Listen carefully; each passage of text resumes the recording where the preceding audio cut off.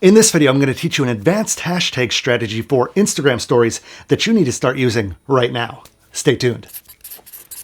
What's going on, guys? Adam Ivy, AdamIvy.com. As always, I appreciate you joining me yet again for another video. Now, I'm not going to take too much time before I jump into the tutorial, but before I do, if you haven't yet, please click that little subscribe button and smash that bell icon if you want to be first to be notified anytime I upload a video just like this. You're going to find a lot of value in this video. I want you to take every step and take action on it. And if you found any value in this video by the end of it, I would sure hope that you would smash that thumbs up button. So without further ado, let's jump into it. So why would we want to use hashtags in our Instagram stories? Well, using hashtags in our stories will boost the exposure of your content to new viewers if you can get your stories ranked in search. Now, without a huge following, it's hard to get your stories ranked in search without utilizing hashtags, and that's why I'm sharing this video with you. Now, if you haven't yet, make sure that after this video, you go check out my Instagram hashtag strategy video that I did a few weeks ago, because they really work hand in hand. If you watch that video, then you're going to understand where to find the hashtags, what to use for hashtags, how many hashtags to use, and that's going to be very beneficial for you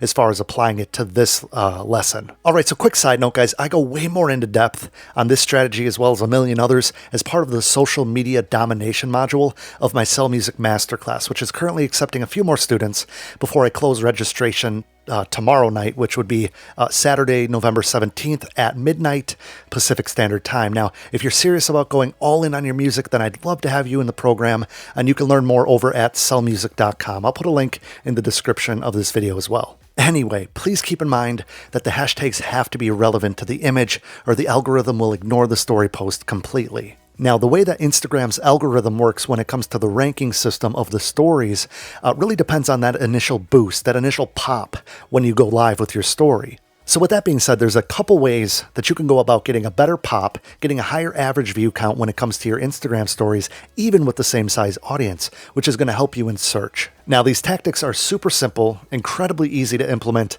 but unbelievably effective when it comes to growing your reach, growing your audience, getting more engagement. You get the picture. Now, the first thing that you need to be taking care of here, guys, is making sure that your Instagram profile picture looks professional. Now, money is not an excuse anymore, because cell phones have awesome cameras, and with free apps such as Snapseed that I recommend all the time, you can get very professional results. Now, maybe your friend or family member has a nicer camera. Maybe you have a few dollars to hire a real photographer to do this, but it's important that you have that professional perception when a stranger is looking at your profile or seeing your little circle in the activity feed, or seeing your little circle, especially with this example, in the Instagram stories. Now, the second thing that I want you guys to start doing is to inject a call to action into your Instagram bio. Now, what do I mean by that? That's just some fancy talk for telling your audience to go over to your stories. A call to action is telling somebody what you would like them to do. So, for instance, if you're a music creator, you could put something in your bio along the lines of, check out my stories for behind-the-scenes footage of my music, or new stories daily with new music, something along the lines like that. Now, what that's going to do is it's going to prep your audience to understand that they should be checking your stories for behind-the-scenes content, for more of you. Now, doing that is going to boost your average view count, which is going to help you in search when it comes to the hashtags that we're about to use in our Instagram stories. So here's the secret sauce. This is what you've all been waiting for in this video.